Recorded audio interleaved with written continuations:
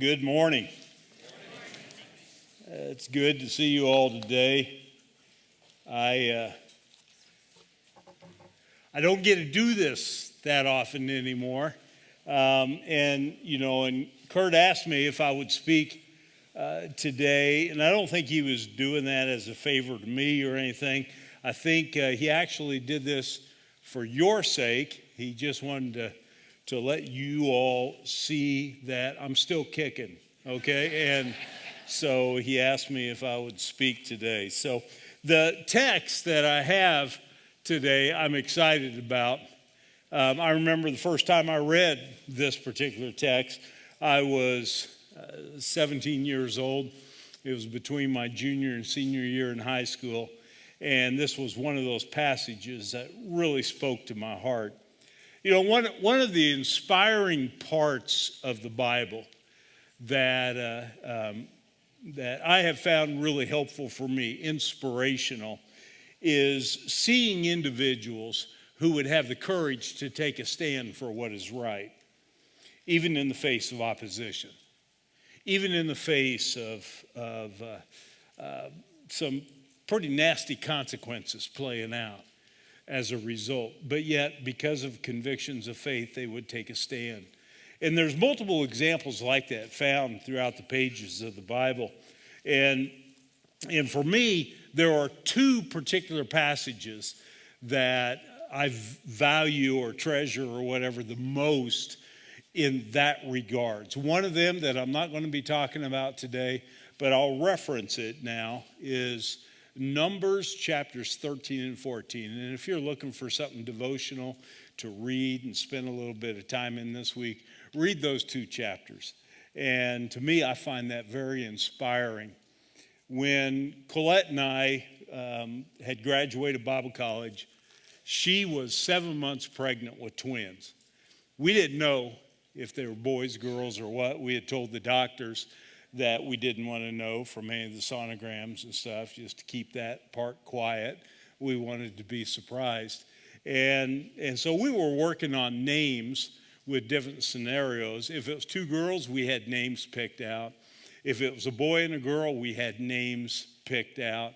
But if it was two boys, we didn't have any names yet. We didn't know what we were going to name them. But we figured we still had time. But then Colette ended up being hospitalized a couple of weeks before her due date, and labor was induced just because of some of the stuff she was dealing with. And on a Thursday night, two boys were born to us. 5 pounds, 11 ounces, 6 pounds, 7 ounces. And things were kind of touch and go. Their health, they struggled a bit for a few days anyway, but ended up coming through all that. But that night, that Thursday night, the nurses come to me and said, we don't have any record of what you're naming your baby boys. And so we just need to know the name, so we put that on the little card on the end of whatever you call that little crib-like thing that they put babies in. And I told them, I said, I have no clue. We cannot decide what their name is going to be. And they said, well, that's all right. You've got time to do that. And so late that night, Thursday night, I remember going in to the nursery and the intensive care nursery where one of our sons was at. And on the end of that thing that they were laying in, they had Baby A Fangman, and on the other one, Baby B Fangman. And that was the name they went by for a couple of days until we came up with what their names were going to be. And as we talked more and more about it, that passage in Numbers chapters 13 and 14 that had spoken to me for several years, that's where we got the names Joshua and Caleb. And I just always admired the characters in the Bible, Joshua and Caleb, and the courage they had to stand up in the face of the kind of peer pressure that they had to deal with. And so anyway, that's what we named our boys. So that's one of the stories in the Bible that I have found very inspiring personally. The other one is what we're talking about here today in Daniel chapter 3. And so it's a privilege to be able to talk about this particular passage of Scripture today. So let me summarize the chapter. Feel free to open your Bible up, follow along to double check, make sure that I'm being accurate with what I refer to. But it starts off with Nebuchadnezzar, who Kurt talked about Nebuchadnezzar the last couple of weeks. Nebuchadnezzar, being the king, has been the king now for a number of years, and he has an image made, and it is an image that is 90 feet tall, and it's made of gold. This thing is truly impressive to look at. But he's got a purpose behind why he has this image made. He summons all the important people, anyone who was among the who's who of the entire region of that Babylon ruled. They were invited to come. Any province within the perimeters of Babylon were invited to come to the dedication. And the decree was given by the king that as soon as the music started playing, everyone was to bow down and worship this image.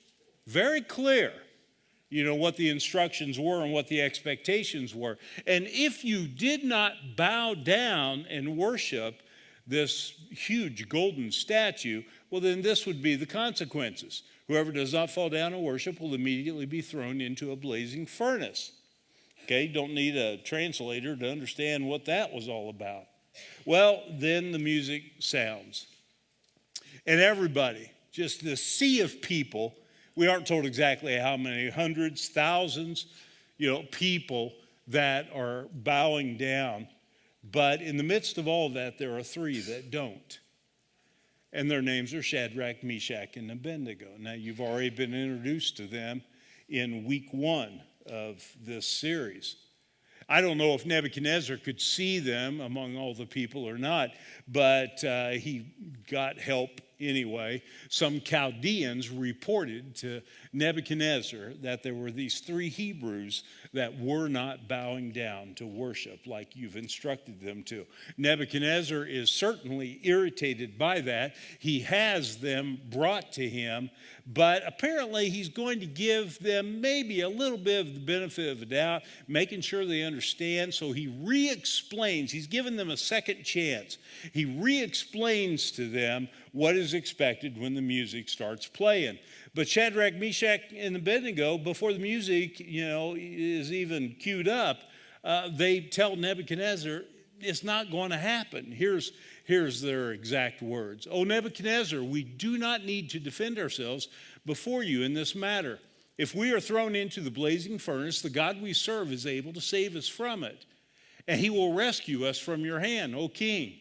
But even if he does not, we want you to know, O king, that we will not serve your gods or worship the image of gold that you have set up."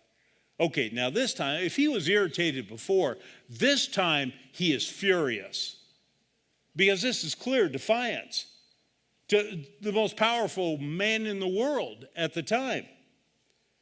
So he's so furious that he gives instructions to some of his soldiers to heat up the furnace 7 times hotter than normal.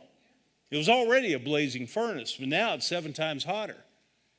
And so these guys, they bound up Shadrach, Meshach, and Abednego, and they take them over to the entrance of the furnace, and they push them or shove them or drop them or whatever form it took of getting them into the fire. And the soldiers don't actually even go into the fire. They just go up close to the entrance of it. But the heat is so intense, and perhaps the flames coming out are so intense that the soldiers die in the process of doing this. Of course, Nebuchadnezzar is not going to lose any sleep over that. They're dispensable, so there's no reference made to them after the fact that they end up dying. But Nebuchadnezzar is sitting down, the text says, so he apparently wanted to have the best view of seeing, the consequences of people being rebellious to him, defying him. And he's sitting down and he's watching. He's looking into these bright flames of fire, and he can't believe his eyes. This is what the text tells us that he sees. He jumps to his feet in amazement, and he asks his advisors, and this shows that he was a smart king. He knows simple math. Weren't there 3 men that we tied up and threw into the fire? They replied, certainly, O king. He said, look, I see 4 men walking around in the fire, unbound and unharmed. And the fourth, and the only way he can think of describing the fourth is by saying, he looks like a son of the gods. And so Nebuchadnezzar is beside himself. He doesn't understand what it is that he's seeing. But he sees these guys walking around in there. And so he calls for Shadrach, Meshach, and Abednego to come out of the fire. And they do. The 3 of them come out. And everyone that was right around in proximity to Nebuchadnezzar, they all crowd around these 3 Hebrews. And the text tells us that this is what they observe when they come out. The satraps, the prefects, the governors, the royal advisors crowd around them. They saw that the fire had not harmed their bodies, nor was a hair on their heads singed. Their robes were not scorched, and there was no smell of fire on them. Just an absolutely incredible thing. It just happened. And Nebuchadnezzar looked at all of that. I mean, I think everyone was so stunned, no one knew what to say. But Nebuchadnezzar, right away, said something, and this is what the scripture records. Nebuchadnezzar said, praise be to God, the God of Shadrach, Meshach, and Abednego, who has sent his angel and rescued his servants. They trusted in him and defied the king's command, and were willing to give up their lives rather than serve or worship any god except their God. Nebuchadnezzar is absolutely impressed by the whole turn of events that had happened then. Even though this could have cost these 3 guys their lives, their faith gave them the courage to stand up for what is right. I think that's one of the reasons that this is among the different stories that talk about people standing up to peer pressure, one of my favorite stories in the Bible. Because the first time I read this, I was a believer, 17 years old. I just finished my junior high year of school with all the old values and language and everything else that was a part of living that way. And now as a believer, I was marching to a new drum beat than what I used to. And the thought was certainly in my mind that I was only a couple of weeks away from 2-a-days football practice starting, which would be a couple of weeks before the actual first day of school. And I was just like, man, how am I going to be received at school? I'm not going to be hanging out with some of the same crowd that I had before. I'm certainly going to be acting different than I had before. My values have all turned upside down from the way that they used to be. And I just thought, boy, I'm going to get a lot of grief for this. And so I'm reading the stories in the Bible, and this being one of them, and it just really spoke to my heart, being like, okay, I'm not the first person to ever walk down this path before. There are others that have as well. And so let me share with you 5 things that stand out in this passage that over the years, keep kind of coming to the surface again and refreshing my convictions as far as being a Christian and living the Christian life. Number 1, they were not corrupted by their surroundings. This is one of the things that you quickly come to the conclusion of. These 3 were Jewish. They had been taken from their homeland when they were young. That was the custom, not just with Babylon, but other conquering nations as well, is that they would take young people, perhaps adolescent, perhaps teenagers, we're talking young people, and they would bring them back to the homeland because they wanted to capitalize on all the positive things they could bring and kind of get them inserted into the government and into the way their homeland, would do things. And so they would bring back the smartest, the wisest, the most promising. The intent was, knowing full well, they were going to need to deprogram these people and reschool them in the ways of the Babylonians And that, in large part, explains why they were targeting young people, to do this with. Usually they were quite successful, not just Babylon, but other conquering nations as well. But Babylon certainly included in that, because when the music started playing, what did all the other Jewish people that had been taken from their homeland into Babylon, what did they do? They bowed the knee. They bowed the knee. These guys never. Daniel isn't mentioned. All we conclude from that is, and we know Daniel's integrity is intact because so much of the rest of the book of Daniel goes on to tell that story. Daniel must have been on a mission and been sent by the king to do something or other. So I don't think he was even around at this particular time. But all the rest of the Jewish people, they bowed the knee, but not Shadrach, Meshach, and Abednego. The goal for the Babylonians was to drive any allegiance to God out of their lives and to replace it with the Babylonian way of doing things. The Septuagint indicates that chapter 3 occurred about 18 years into Nebuchadnezzar's reign. And so if we're going to carry that over to what we've already seen in chapters 1 and 2, that would mean these guys are certainly not teenagers anymore. They're probably in their 30s by this point in time. So these aren't kids. These are grown men, perhaps even having families of their own. Previously, as Kurt had pointed out, they were named Hananiah, Mishael, and Azariah. And as Hebrew names go, every name had meaning. They in the Hebrew culture, they don't give names without there being a meaning behind it. I remember years ago, I asked my mom, how did you come up with my name? My full name is Bradley David. So it's like, how'd you come up with that? What triggered that? And her response, I'm ready. I'm like, I got to remember this, because she's not always going to be around. And her response was, I just like the way it sounded. Okay, all right. Well, in our culture, that is at times the way names are assigned. We just like the sound of it, or we don't know anyone that we really don't like with that name, and because that rules out a number of names. But in the Hebrew culture, it was different.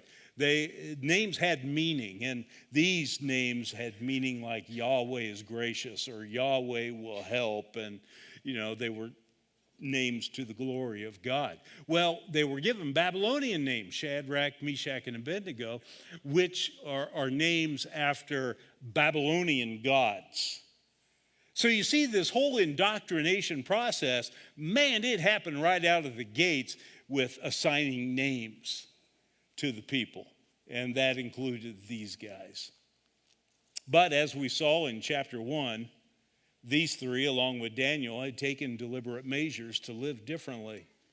Notably, in chapter 1, they refused to defile themselves with tainted royal food and wine, and they weren't just going to follow, everything hook, line, and sinker that the Babylonians were wanting to do. And that conveyed something real early on, that they weren't just going with the flow. And also, prayer remained a constant for them.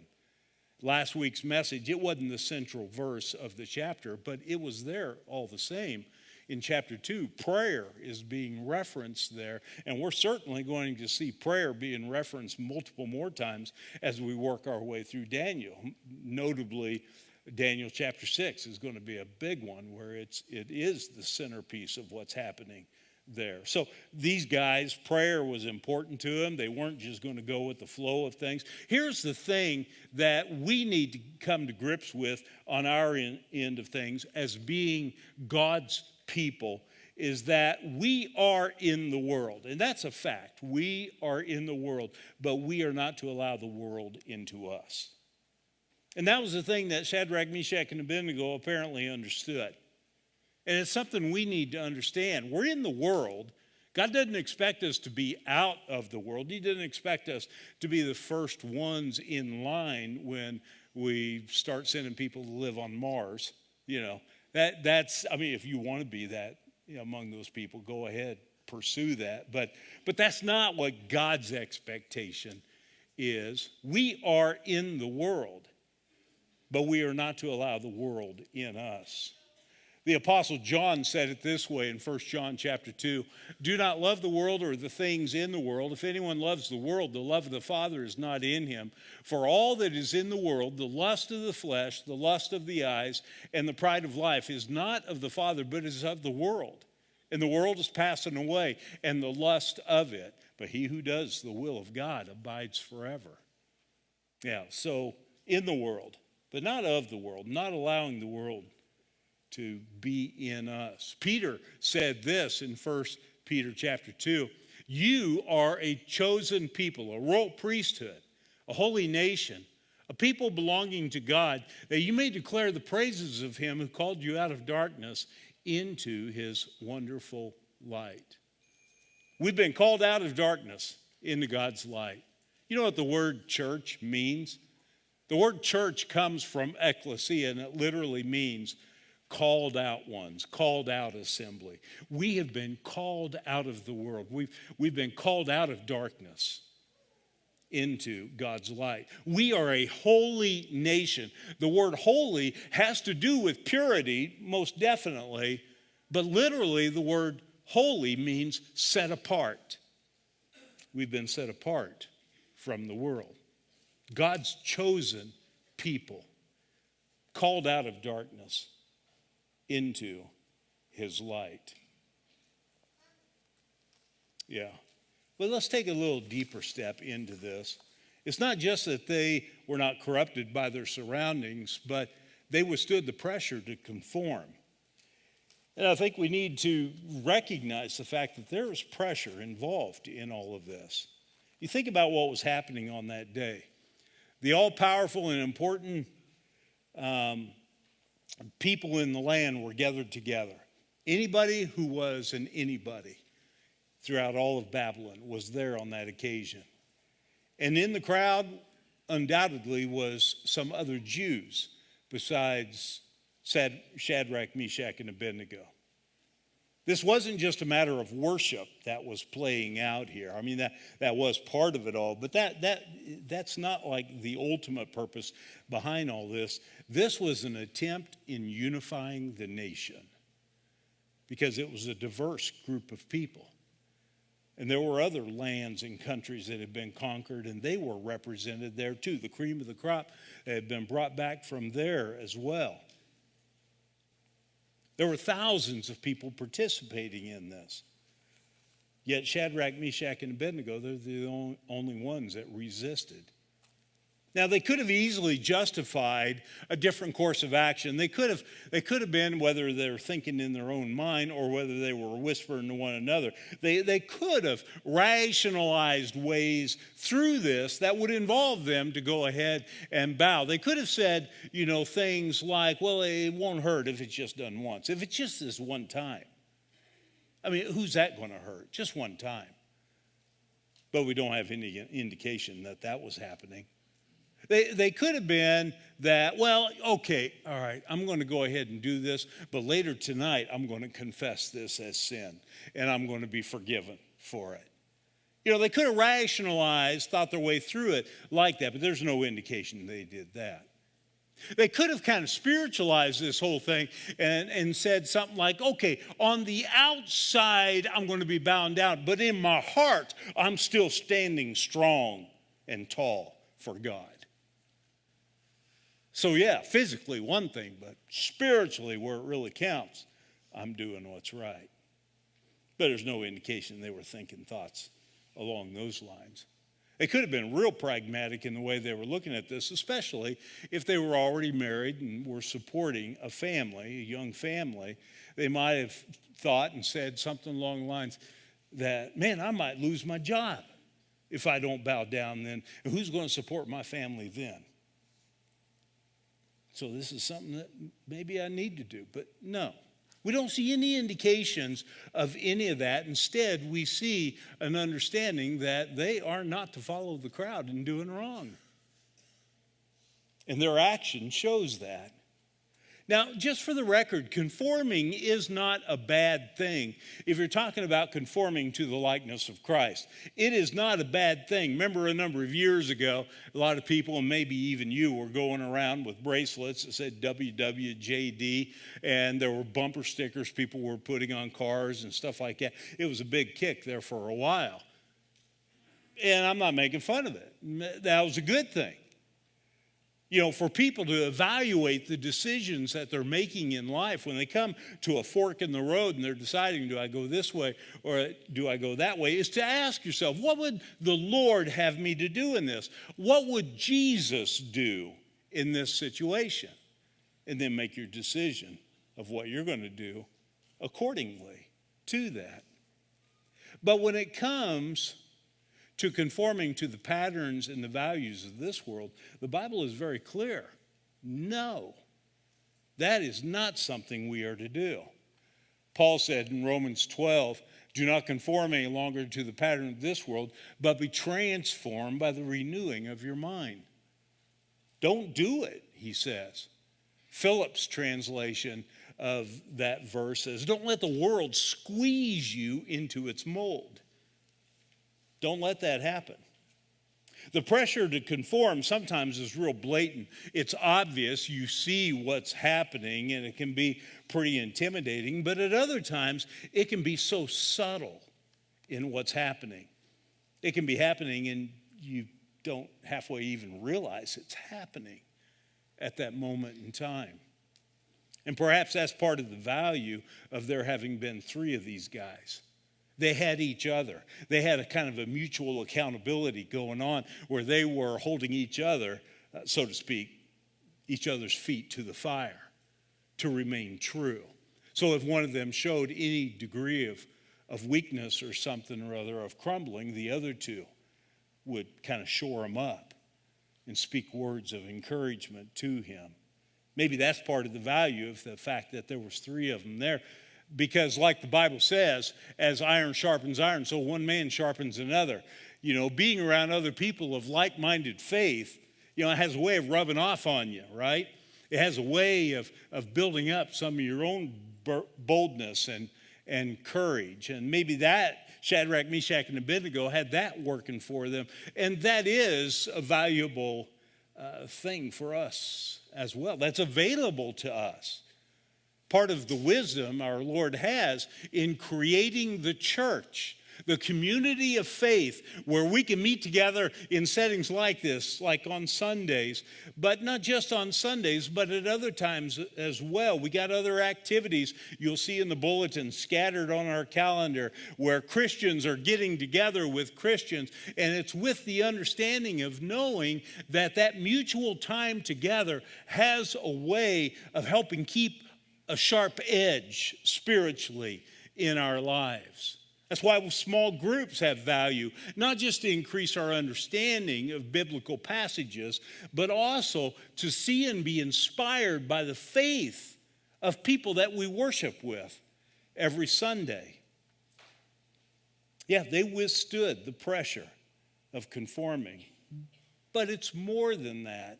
The third thing, they were more focused on pleasing God than man. This is kind of the bottom line of a lot of this. Nebuchadnezzar, back in that day, he was the man. Nobody dared cross Nebuchadnezzar. Nobody dared displease him. Modern research has shown that he was the greatest monarch of Babylon. Perhaps the greatest that the East had ever produced. Archaeologists have uncovered a lot of stuff in that part of the world. In the ruins, they have discovered almost a countless number of bricks that were found stamped with Nebuchadnezzar's name on them. He appears to have built and restored most every city in that country and temples throughout the land. His inscriptions give an elaborate account of the immense works which he constructed in and around Babylon. Yeah, Nebuchadnezzar, he was a big shot. He was a powerful man. It only makes sense that nobody in their right mind would ever consider doing anything that would irritate him. That notion had a hard time even crossing people's minds. But yet when the music started, what happened? Shadrach, Meshach, and Abednego. It's like, nope, not going to do this. Yeah, they had the thought cross their mind, but it wasn't just a thought, it was a conviction because of faith. They knew they were faced with a choice, and other men and women throughout the years face a similar choice. You can look in the Bible and you see numerous examples of other people that were faced with a similar choice.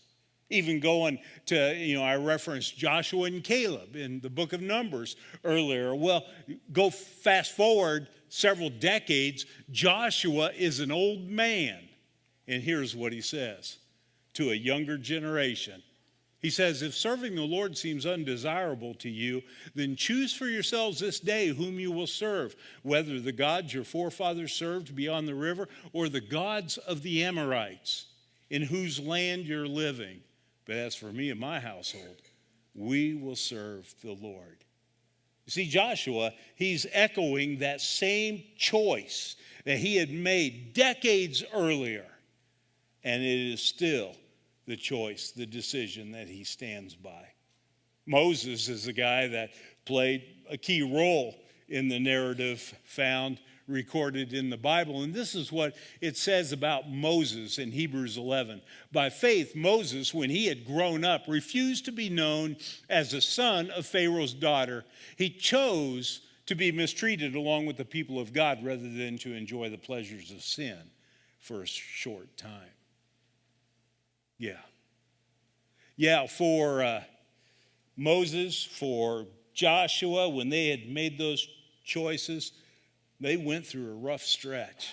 It wasn't easy street for either one of them, but it was a choice they made and a choice they stuck with. It really comes down to deciding what's most important.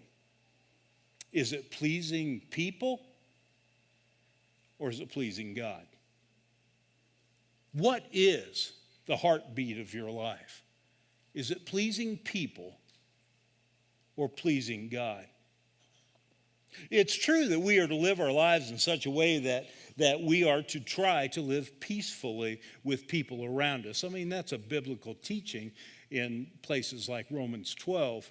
Says, as far as it depends on you, live at peace with everyone. This is the way we are to approach life. We don't ruffle people's feathers for the sake of ruffling their feathers. We don't stir things up just for the sake of stirring things up. We try to live at peace with people around us. But the reality of the matter is those occasions will inevitably come in our life where we can't, if we're going to stay true to our convictions of faith. We can't continue to live at peace with others.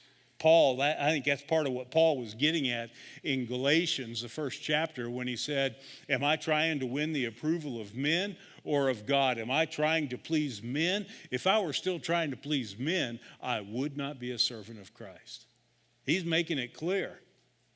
Even though he's the one that wrote those words, try to live at peace with others, as far as it depends on you. Even though he had given that counsel earlier, he's saying, when push comes to shove, I've made my decision. I'm not here to please people. Ultimately, I'm here to please the living God. That's what my life is all about. And that seems to be the case with Shadrach, Meshach, and Abednego.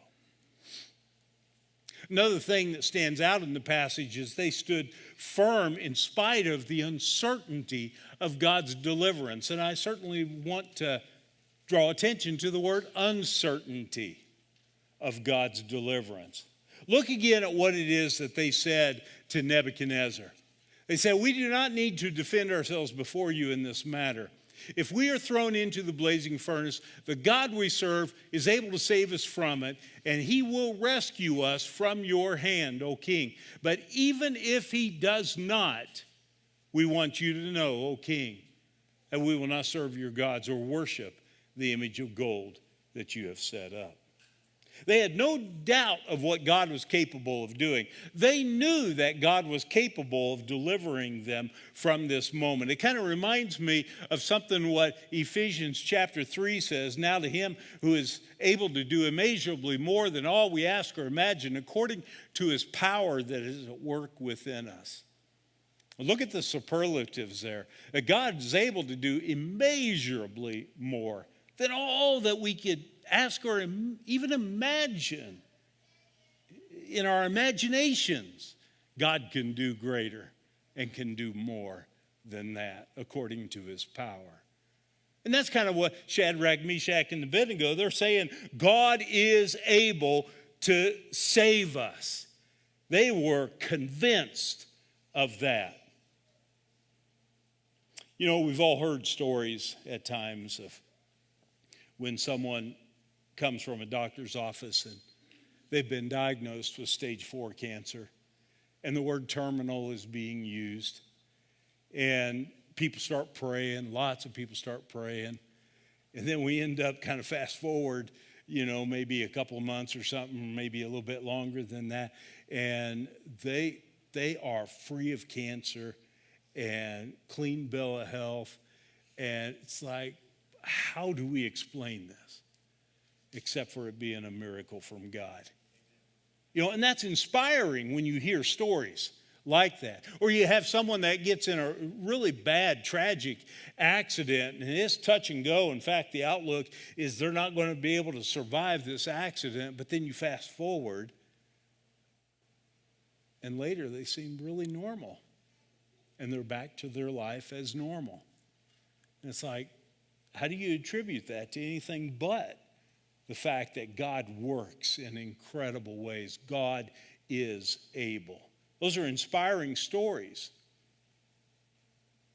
But we're not promised that he will work that way in every situation.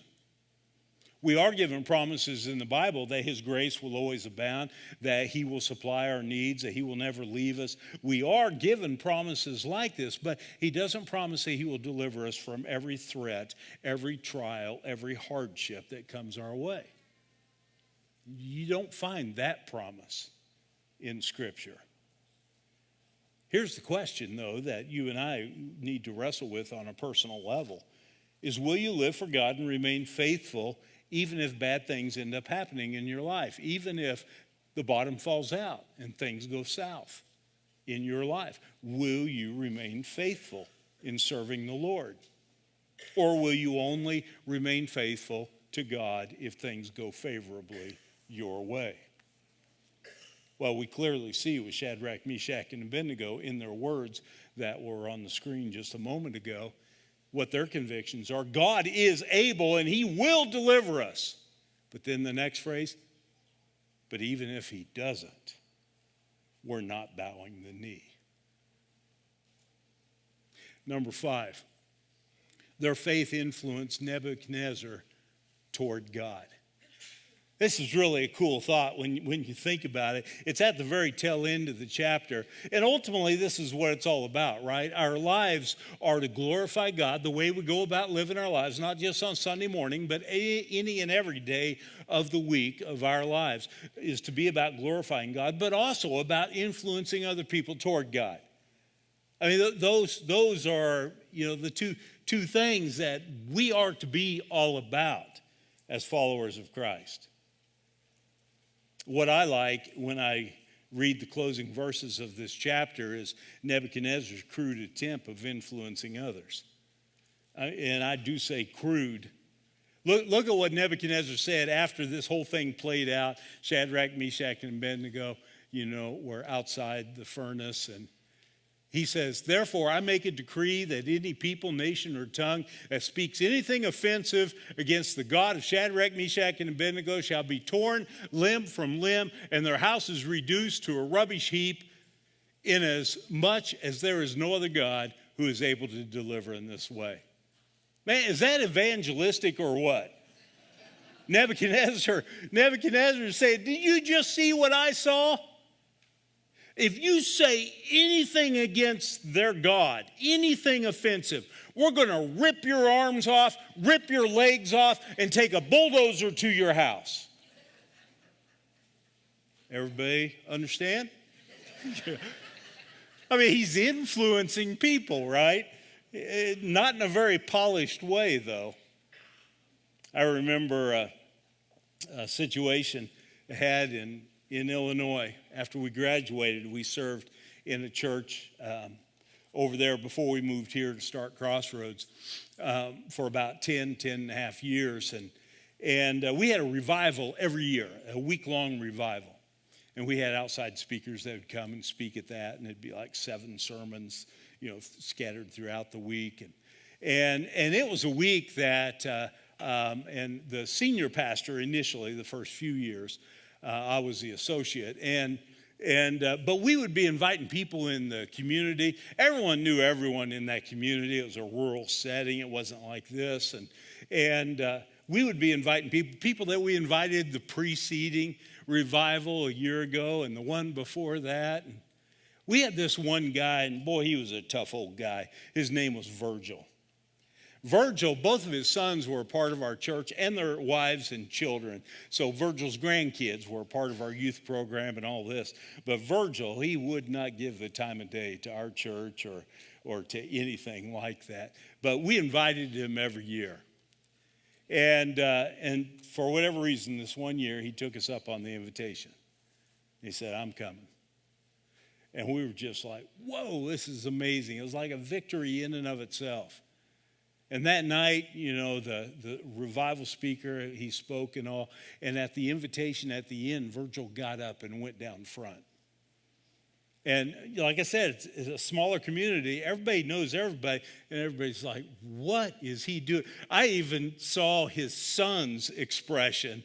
And it was like they, were turning pale. They didn't know what was about to happen. Because their dad, he was a rough old guy. And he come down front and he shared it was time. It was time for him to make a decision and accept Jesus.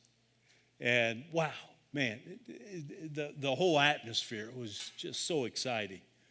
And so the senior pastor, his name's Charlie, he took Virgil in the back room and prepared for baptism. Now, here it is, Revival Week, and this will tell you a little something, unfortunately.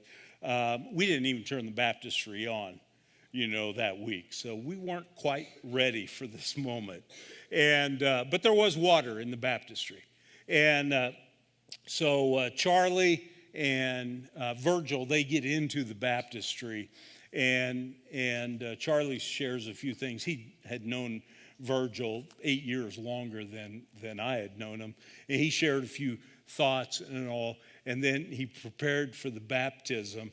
And right when he said, I baptize you in the name of the Father, Son, and Holy Spirit, and he lowered him down under the water. And you know how this works, that when you come up out of the water, it's like a half second later. Everybody starts clapping, right?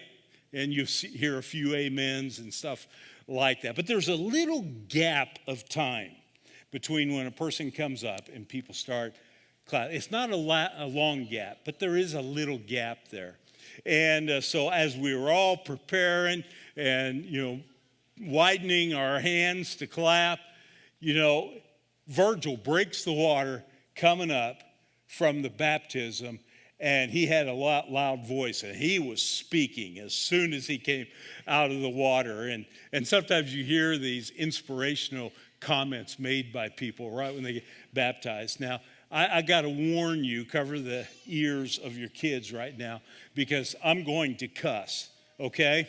And I do not cuss. I haven't cussed all month. And